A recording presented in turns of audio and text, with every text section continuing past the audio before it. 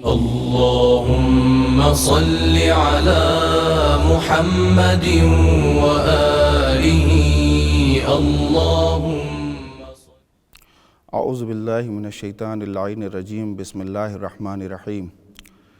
ناظرین کرام، سلام علیکم ورحمۃ اللہ وبرکاتہ۔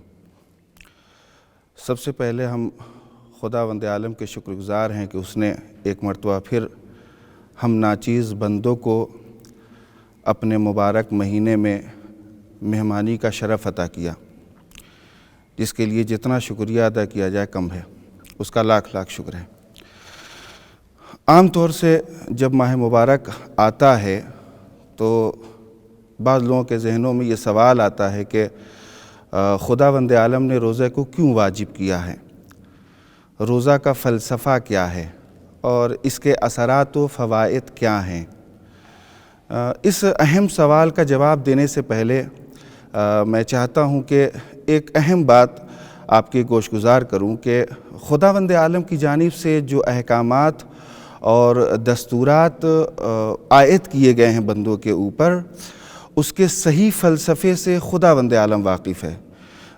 اس تشریع احکام کی حکمت کیا ہے، اس کا فلسفہ کیا ہے، یہ ظاہر ہے اس کے علاوہ کوئی نہیں جانتا۔ واقعی فلسفہ کیا ہے اور حکمت کیا ہے کسی بھی حکم کی، وہ صرف خداوند عالم جانتا ہے۔ لیکن بعض آیات و روایات میں بعض فلسفوں کی جانب اشارہ کیا گیا ہے کہ اس حکم کا یہ فلسفہ ہے، اس امر کی یہ حکمت ہے، لہٰذا آیات و روایات کی روشنی میں ہم بعض فلسفے بیان کر سکتے ہیں۔ روزہ کے سلسلے میں بھی یہی ہے، بعض آیات و روایات میں روزے کے فلسفے کو بیان کیا گیا اور اس کی حکمتیں بیان کی گئی ہیں۔ سب سے پہلا فلسفہ اور سب سے اہم حکمت روزے کی خود آیہ صیام میں بیان کی گئی ہے۔ خداوند عالم آیہ صیام میں فرماتا ہے، یا ایھا الذین آمنوا کتب علیکم الصیام کما کتب علی الذین من قبلکم لعلکم تتقون۔ یہ لعلکم تتقون روزہ کے سب سے اہم فلسفے کو بیان کر رہا ہے۔ روزہ تمہارے اوپر فرض ہے، کیوں تمہارے اوپر فرض کیا گیا ہے؟ کیوں؟ تاکہ تم صاحب تقوی بن سکو۔ اب یہ تقوی بے حد اہم ہے۔ تقوی کیا ہے؟ تقوی یعنی اپنے آپ کو ہر اس چیز سے دور رکھنا، ہر اس چیز سے محفوظ رکھنا جو تمہیں خداوند عالم سے دور کرے یا خداوند عالم کی بندگی اور اطاعت میں رکاوٹ بن سکے۔ ان سب چیزوں سے دور رہنے کا نام تقوی ہے۔ یہ تقوی بے حد اہم ہے بندگی کی راہ میں۔ تقوی شعاری بندگی کی معراج ہے۔ تقوی شعاری یہ بندگی کی اور اطاعت کی پہچان ہے۔ یہ تقوی کس کے ذریعے سے حاصل ہو سکتا ہے؟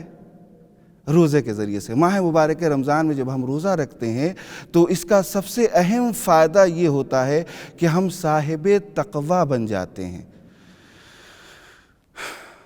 یہ بے حد اہم ہے اور اس کے ذریعے سے ہم خداوند عالم کا تقرب حاصل کرتے ہیں، اس کی بندگی سے قریب ہوتے ہیں۔ اسی لیے خداوند عالم نے خود فرمایا ہے، روزہ میرے لیے ہے اور میں خود اس کی جزا دوں گا۔ یہ بے حد اہم تعبیر ہے۔ بہت کم ایسے اعمال ہیں جن کے لیے یہ تعبیر استعمال کی گئی ہے، ان میں سے ایک روزہ ہے۔ میں اسے روزے کی جزا دوں گا، یعنی یہاں اب کوئی واسطہ نہیں ہے بندے کی اطاعت اور خداوند عالم کی جزا میں کوئی چیز واسطہ نہیں ہے، بلکہ روزہ رکھنے کی وجہ سے خداوند عالم خود روزے دار کو اس کی جزا عطا فرمائے گا۔ یہ پہلا فلسفہ اور بے حد اہم فلسفہ ہے کہ اس کے ذریعے سے تقوی حاصل ہوتا ہے۔ حدیث میں جو دوسرے فلسفے کی جانب اشارہ کیا گیا ہے وہ ہے یاد فقراء۔